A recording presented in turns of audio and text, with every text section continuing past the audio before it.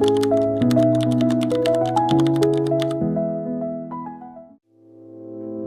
welcome to Module 4 of the beginner's level. So we're just going to get right into it. Alright, so this part we're going to talk about risk management, which I believe that I've emphasized more than enough that it's a very important concept to understand. So what is risk? Risk is the possibility of losing money or not getting the outcome of what you expect. That's the reason why we call it risk. Alright, there is nothing guaranteed in the financial market. So that means the money you are putting on ground is a risk. Alright, so I need you to take note of the second part where it says or not getting the outcome you expect.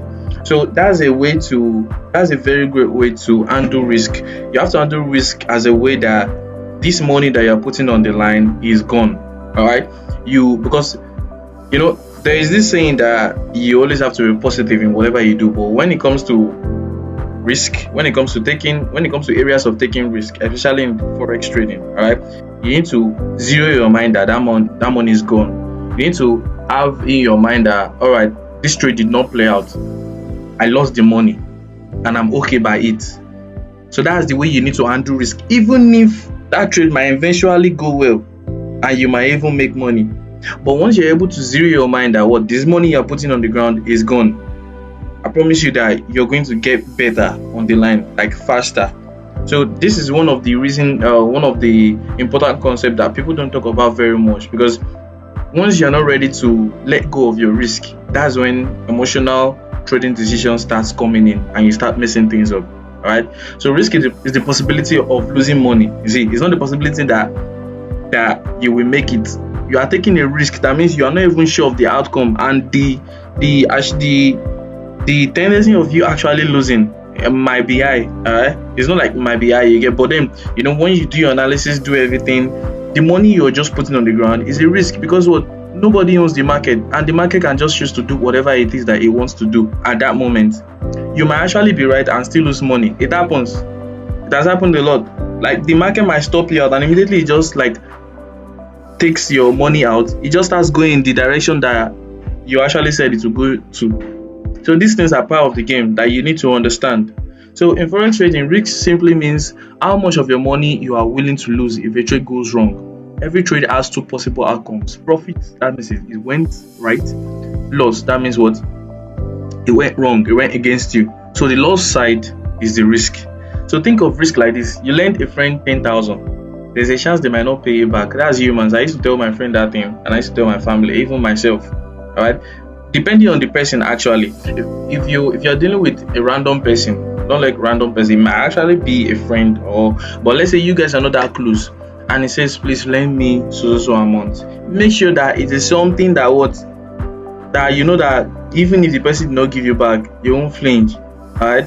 Because if it's a money that that you are really, really dependent on and you need it and you give it out, you will cause wahala for yourself. It's just wisdom. So you lend a friend 10,000 naira, there's a chance they might not pay you back. That's just humans, alright? And it might not even be that person's fault. So that same thing is called risk. It's different from helping. It's different from you willingly just give someone money. Alright? That one is totally different. So trading just works in a very similar way, like that. So in trading, risk answers three questions. How much can I lose on this account? So if you're saying you want to risk, because I said that you have to risk in percentages. So if you say you want to risk $10 is how many percentage of your account? That is, just make it simple. Alright, you cannot just be mentioning numbers. You have to put it in your mind that you're ready to risk in percentage. So how much?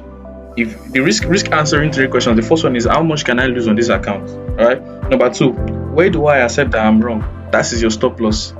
Alright. So depending on your contract size of that particular trade, so if you're risking 1% with a contract size of let's say you're risking 1% and the 1% is equivalent to $20, right? And you're using a contract size of 0.1, which is $1 per pip.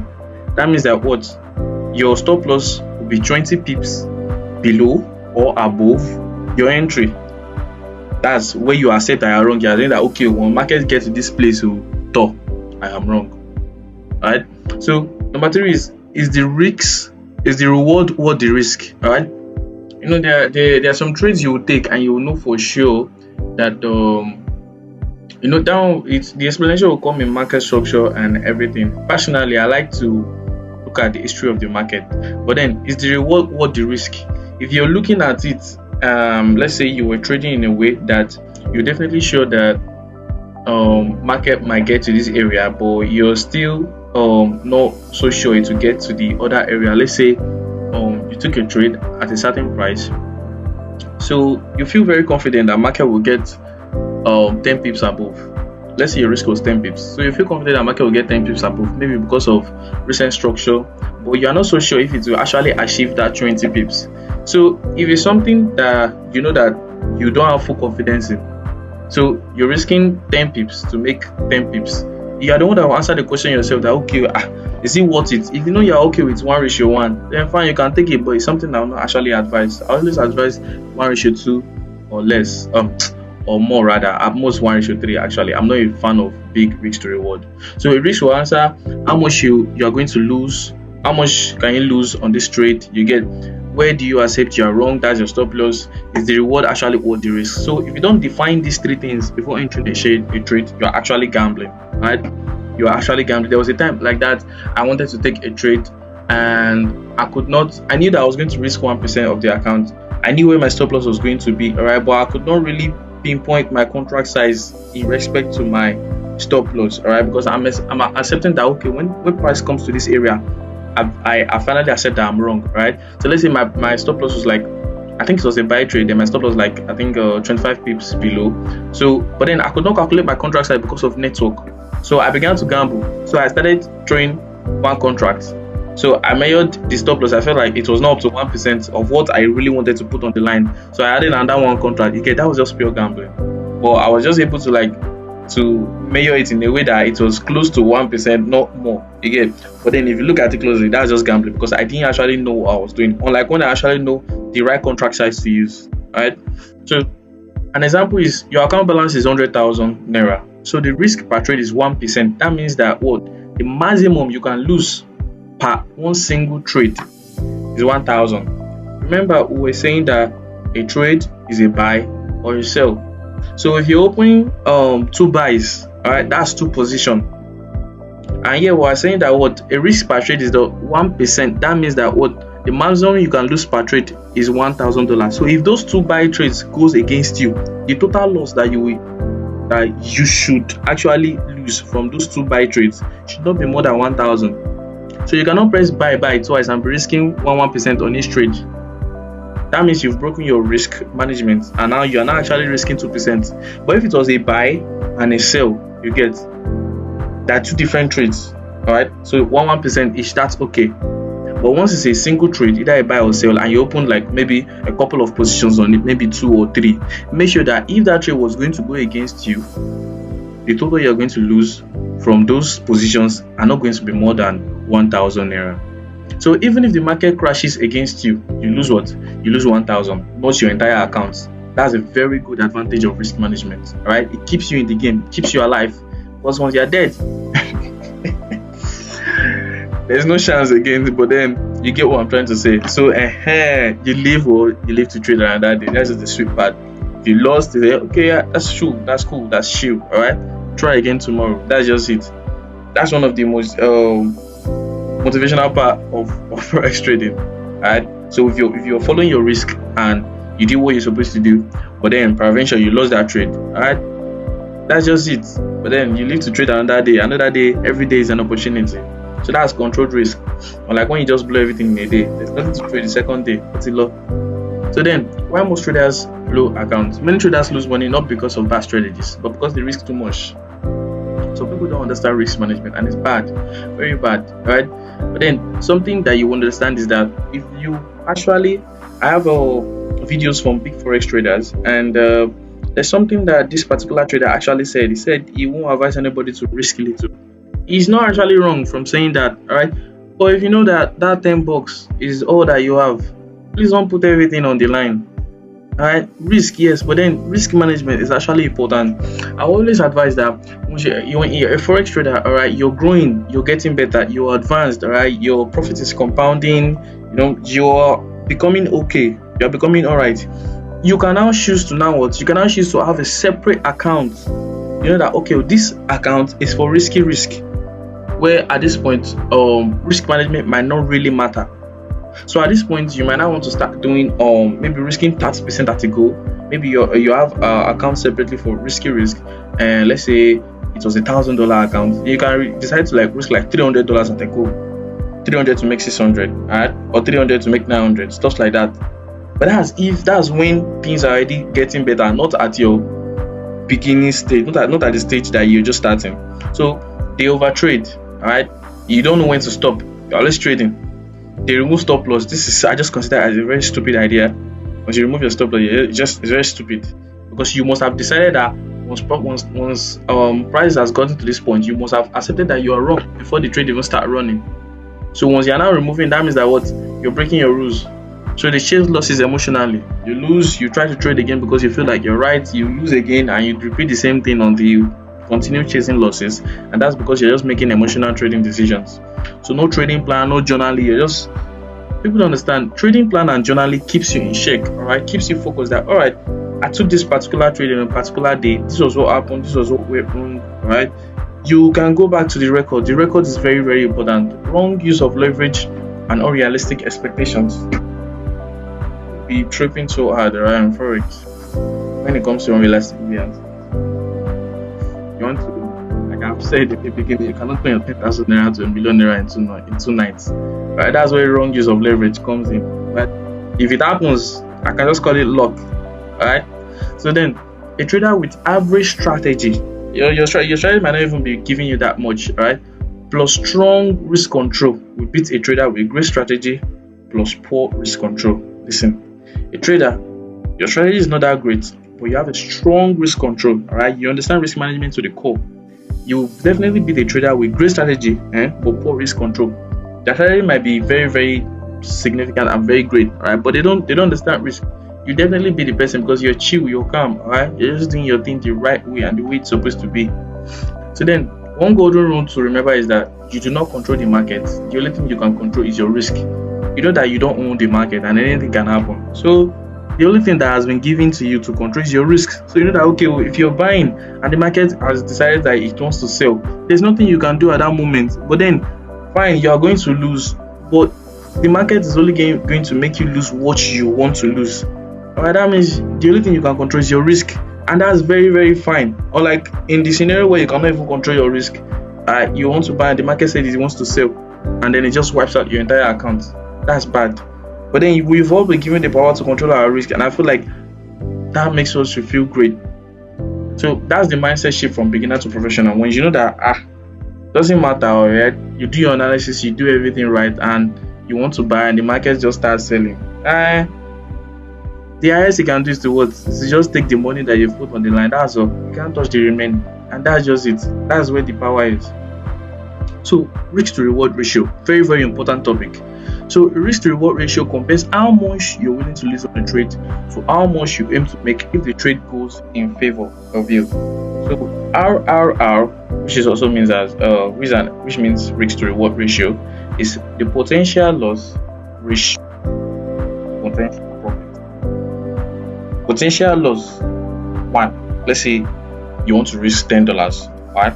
10. That's 10. So potential profit, are you willing to make times 2 of it? So if you're willing to make times 2 of it, that will be 20. So it will be 10 ratio 20. But in a real mathematical sense, your risk is just 1. Alright, let's say 1 unit. So that's 1.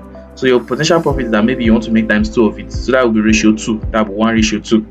Alright, that's RRR. So golden rule here is that never enter a trade without knowing your risk to reward.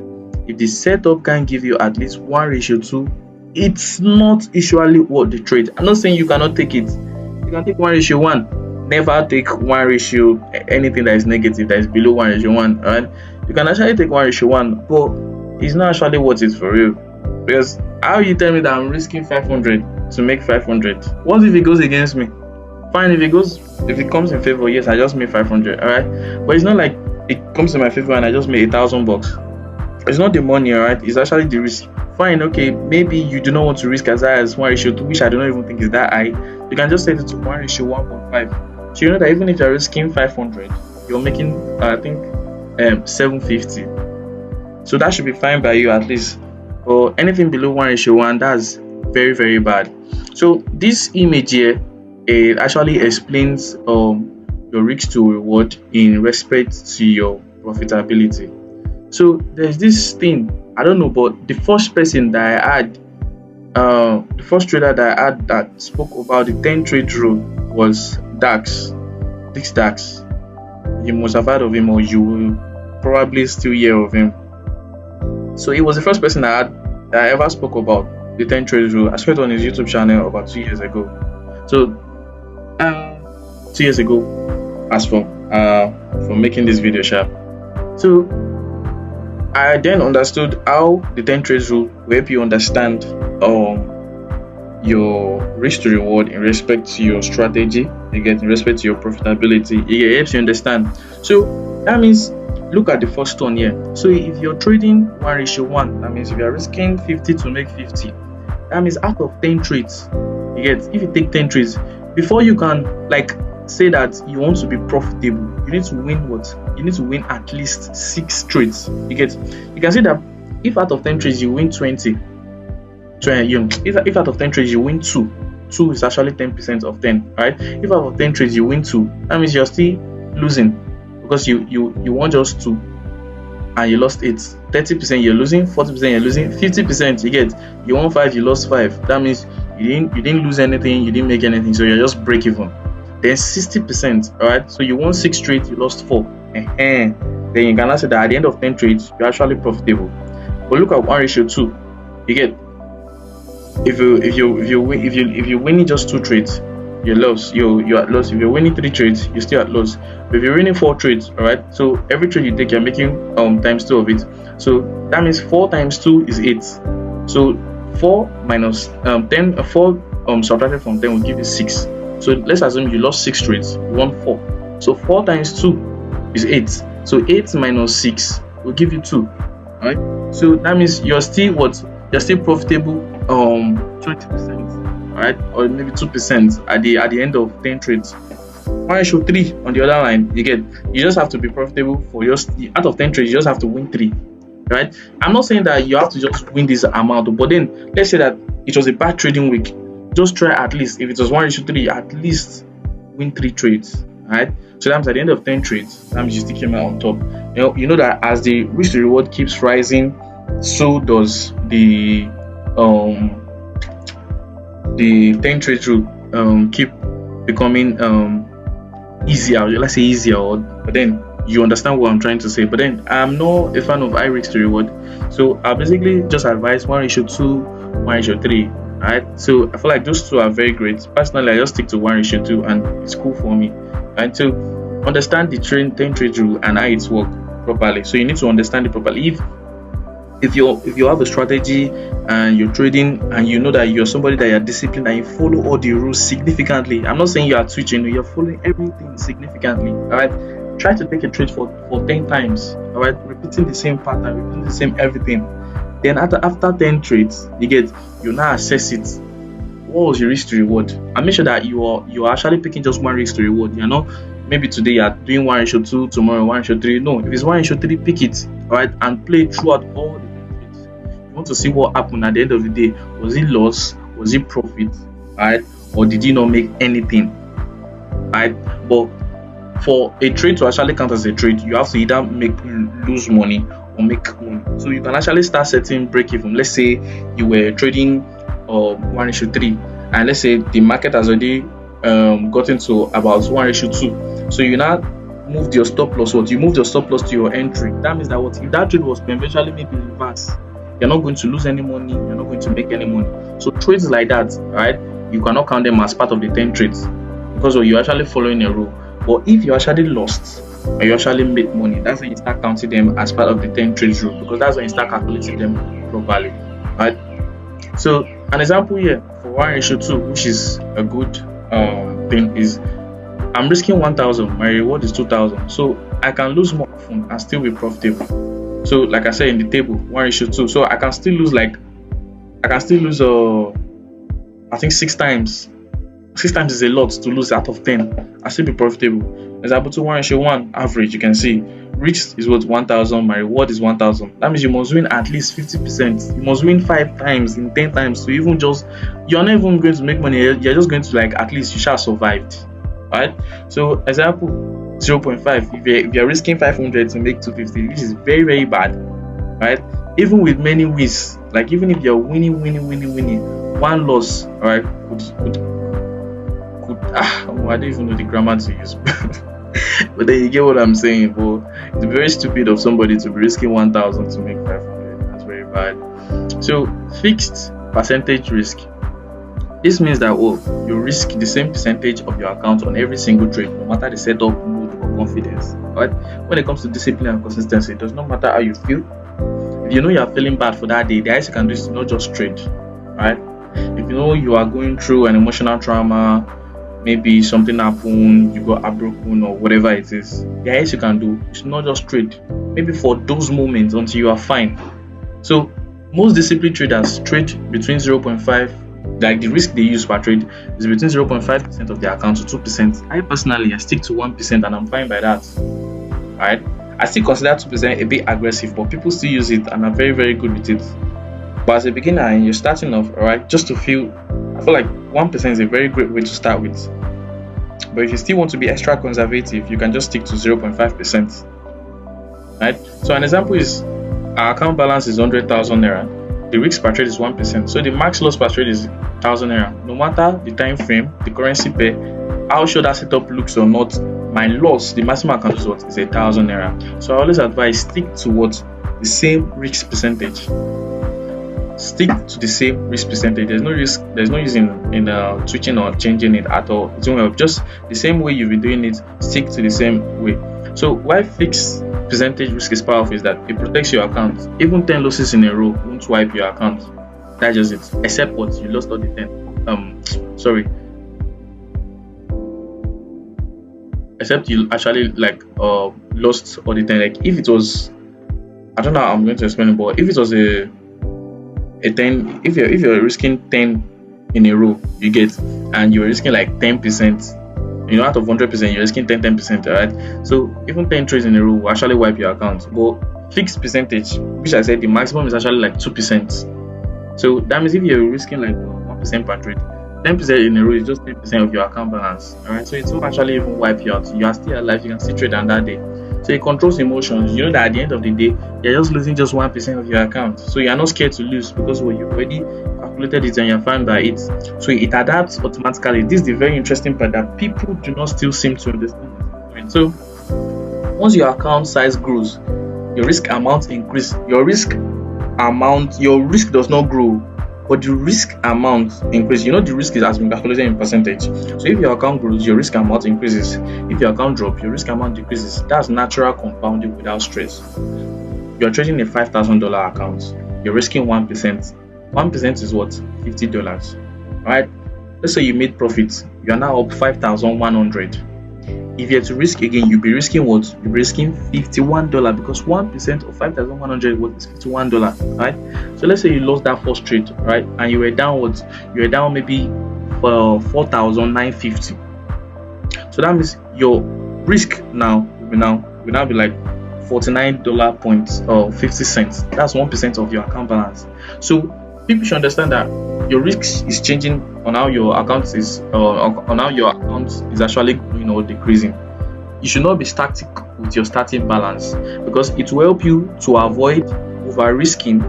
You get, imagine your account was down, you were going to draw down and you were still risking $40 and $50, alright? That's over risking at that moment because that amount is not actually 1% of the capital that you have. You get, and if your account was actually increasing and you're still risking $50, that's under risking. Under risking is still actually fine, alright? But you see that over risking, that's a no. But I feel like as your account grows, your risk amount should increase.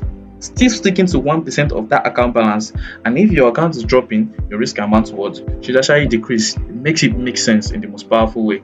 So fixed percentage versus fixed lot.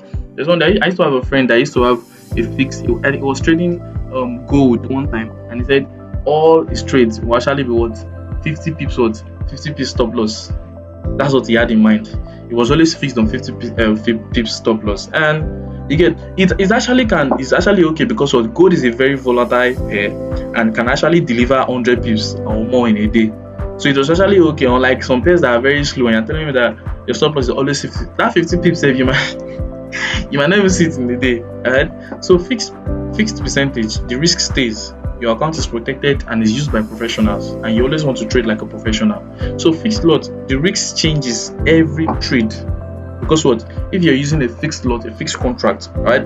So the risk will keep changing, and it's very easy for you to blow your account, right? Used by gamblers. Imagine you're using a 5 contract. You get, let's say for that first trade, you're using a 5 contract because your stop loss was small. Maybe you accepted that okay, when it gets to this area, you're not accepting that you're wrong. Yeah. So let's say that trade actually went in your favor. So you took another trade, or maybe the following day, but then your stop loss like maybe 20 something.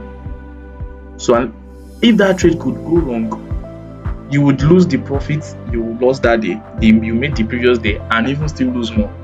Alright, so that's why you should not have fixed lots. Just have fixed percentage and let it move according to your account balance. So how to apply step by step is what the first thing you want to choose your risk percentage. Know what you are choosing. Alright. I always advise people to start with 1%. Or if you're cool with 0.5%, no pills. If you're cool with 2%, no issues. So then you want to find your stop loss in pips. You want to know that okay, when I'm agreeing that if price is wanting to go against me and it gets to this point, I'm accepting that yes, I am finally wrong. Right? So you want to calculate your lot size or your contract size, right, in percentage, similar to pips. Right? You have to calculate the lot size. There's a website on an app that help you do that. It's actually a position size calculator. So you have to calculate that. So your lot size actually comes last, not first. The first thing determines your risk, right, followed by your stop loss, then your contract size.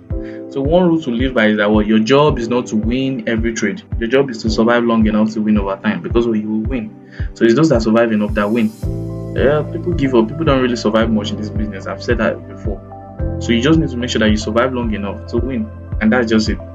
So position sizing. This is where risk controls. This is where risk controls. This is where risk control becomes real money. Right? Position sizing answers one question: what lot size should I use? Right? That's why I was telling you that it's the position sizing that will help you to calculate what the contract size. So if you answer one question, what lot size should I use so that I lose only what I plan to lose? That's just it. Risk comes first. Lot size is the result, not the decision. So the golden rule is that if you can't calculate your position size, you shouldn't take that trade. Remember I told you about how because of network I was unable to calculate that contract size, right? But I still took the trade anyway, right? You know, I'm not a beginner. If you're a beginner, if you cannot calculate it, the reason why I could not calculate at that moment was because of network, but then I could still maneuver my way around, which is actually not advisable because that was just pure gambling. So if you cannot calculate your position size, don't take that trade. Alright, so I think this brings us to the end of this slide. So I'll be stopping here for now and heading on to the next lesson.